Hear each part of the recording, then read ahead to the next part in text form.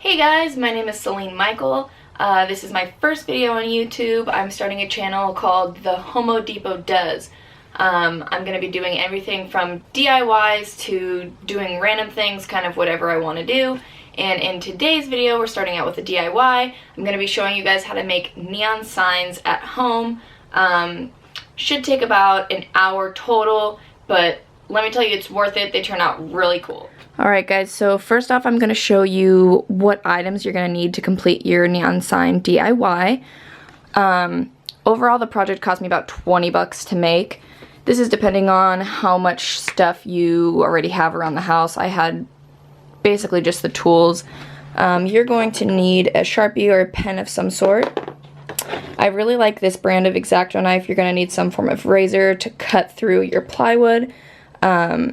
This one's retractable. I tend to hurt myself very easily, so that's a good safety on there.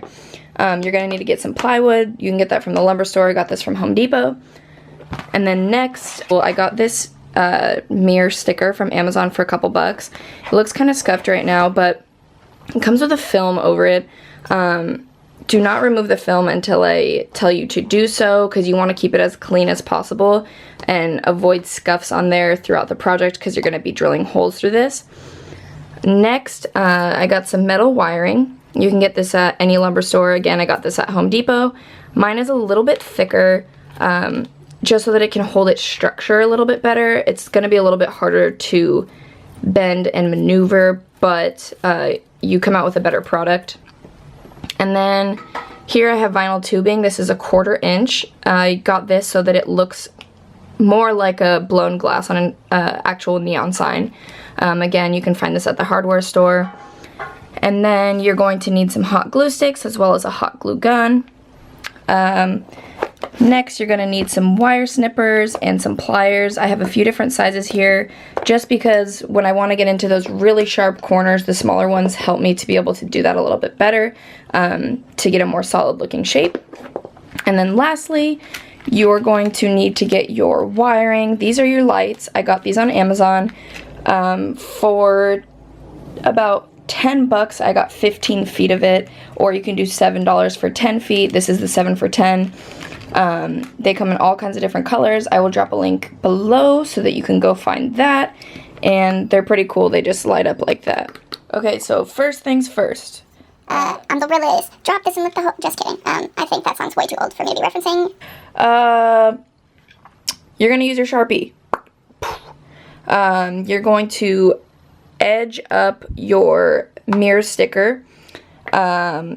This again is for your mounted neon sign. You're going to edge up your mirror sticker with your wood board, and you are going to use your Sharpie to trace it out. Once you're done with that, you're going to take your X-Acto knife and you're going to very, very carefully apply a good amount of pressure and go along the line that you traced to cut out your shape. Once you have your piece of plywood cut out, you are going to take your Sharpie and trace whatever image or wording you want to do. Being that this is Homo Depot and I am as gay as they come, I'm doing a neon sign with a cat that says, "Eat me." Next, with your Sharpie, you are going to make a little dash or an X at every spot where your line ends. Forgot to mention you're gonna need a drill. That would be helpful. Hopefully you have one lying around. So you're gonna do everywhere where there's an X, you're going to drill your holes. I've got some here. This is really difficult because I'm holding the camera with my right hand and I'm using my left. I'm right-handed. Cool. For the letters, they're gonna be a little bit more difficult to thread the wiring. You're going to want to do one here and one here on the A. On those, I'm going to show you guys later. You're going to want to actually probably thread the wiring before you mold the shape with the vinyl tubing, just because it'll be a little bit easier to run your wires. And there you go. So next, using your drill, you are going to drill on all the X's for your entrances and exits for your lights. So as you can see, on the letters that are like the E's, the A's, I drilled an extra hole, so you're gonna have a separate piece right here just because you can't run your one wire this way and then this way. It's just gonna be easiest to do 2 holes, same thing with the A. So you're gonna have a separate piece here, here, and here. Look at the rainbow that's coming across from my window. Oh, haha, yay.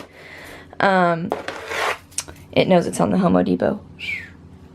Next, you are going to use your metal wiring. Before I put the mirror sticker onto here, I like to take my tracing that I already did just so that I don't have to kind of use it from memory and I have kind of something to go off of. So I'm going to take my metal wiring and with my hands I'm going to bend it as much as I can all the way around my image and keep bending. Using your wire snippers, whenever you start a new wire, you're just gonna snip them. You're gonna have to put a good amount of force into it. Even if it takes you a couple times, you'll get it through. Once you go through and create your shape as best as you can with your hands, because I know it's difficult and it hurts, then you're gonna take your pliers and you're gonna go through your image afterwards and really get into every single spot where you want a sharp line or a nice curve. You just kind of have to go in there with your pliers and just bend, bend, bend until you get the nice shape that you want. You're also going to be able to manipulate it once you hot glue gun your vinyl tubing onto the metal wire. Can we also right now, guys, not one rainbow, but 2 rainbows? There's a double rainbow. Homo Depot status. So after that, you should have something that looks pretty accurate to your, kind of accurate to your picture, but that's okay if it's not exact. Again, when you hot glue gun this to your vinyl tubing, you're going to be able to play with it and bend it a lot more. Plus, when you put the wiring through, you don't want to pull too hard on the wiring or else you can rip it. I did that on my first attempt. So you're going to have to bend them around once they are attached to the vinyl tubing as well. So don't worry if your shape is not exact. You're going to go over it a couple different times and make it look perfect. So I had hot glue stuck in my hot glue gun getting ready to hot glue this.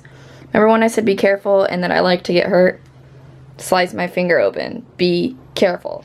So before you start gluing, I'm going to suggest that you take all these pieces off of your board, and then we're actually going to attach the sticker, still keeping the film on, because as you see I just keep scratching the film, so keep that on. We're going to attach it onto your board, and then you're going to grab your drill again.